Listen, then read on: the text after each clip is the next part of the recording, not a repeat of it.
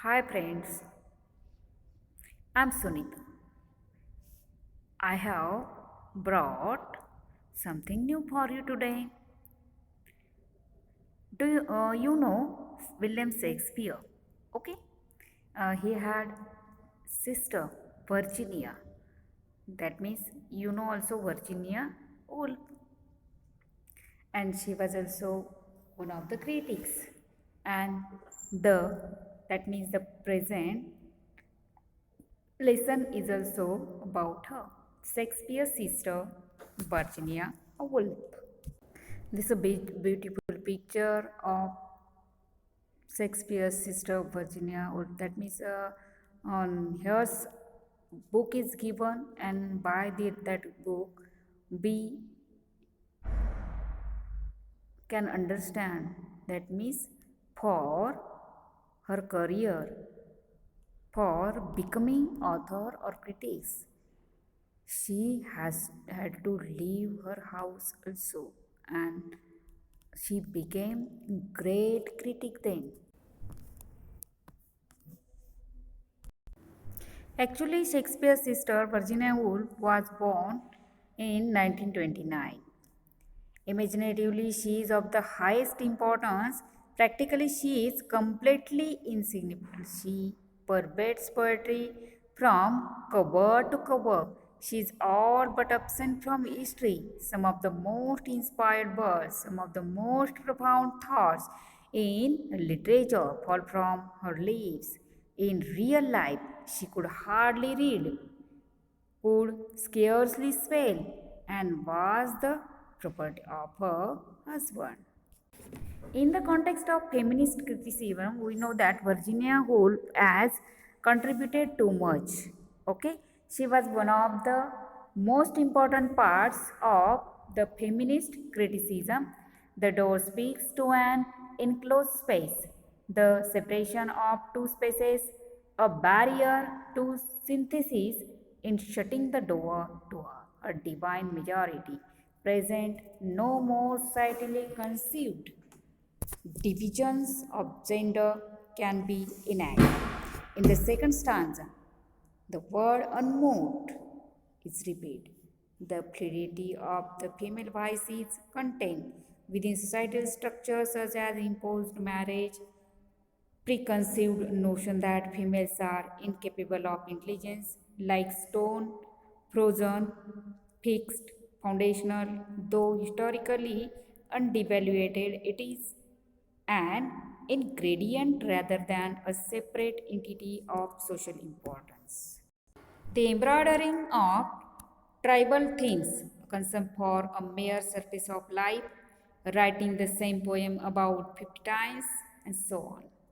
The speculated flaws of shortcomings of female writing are well all characteristics of writing in confined space, constantly meditated by other forces, a space constantly reasserting the incompetence of female writing, creating a vicious cycle manifested in an ultimate removal from history. The entire force of intertext is working against the integration of the female perspective into previously meditated linear history. What to say about Virginia Woolf? That means she was an outstanding lady. We can say about her that any woman born with a great grief in 16th century would certainly have gone crazed, shot herself, or ended her days in some lonely cottage outside the village, half beach, half wizard, feared and mocked at.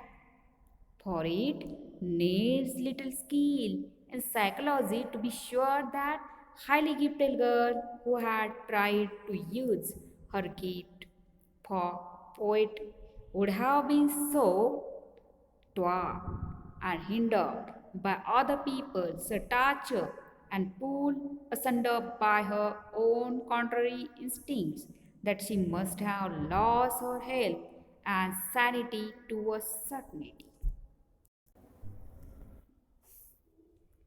Virginia would provide some narrative to the essence a female perspective in his historical representations of literature, catalyzed by the forcibly singular and abrasive nature of history itself, would cause for the restoration through the fluidity of poetry achieved in the creation of room of bone one's own.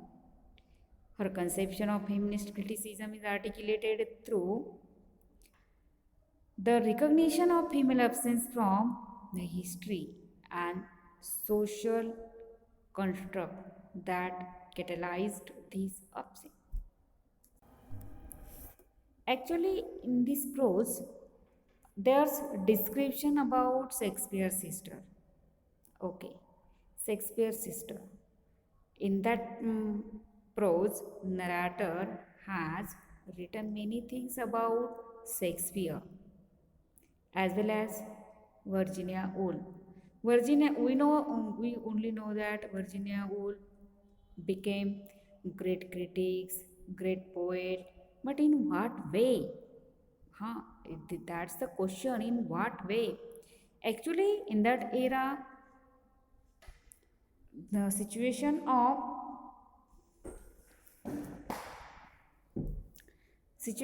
the family was not so better. Shakespeare became author. But what's about his sister? She was not so educated, but she had passion to be great person. Likewise, her brother. So she ran away from the house.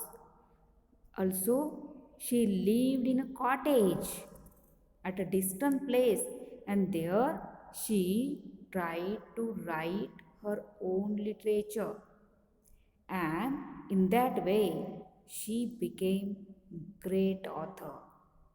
Not only great author but also great critics. All her travel to her career is given in this prose, Shakespeare's sister. Also, some facts are given about Shakespeare also. When you read this prose, Shakespeare's sister, you will know in what way she became great, in what way Shakespeare became great. Okay? All this was about this story. Thank you. If you like my video, please like it, share it, and subscribe my channel. We will meet again. Till then, goodbye.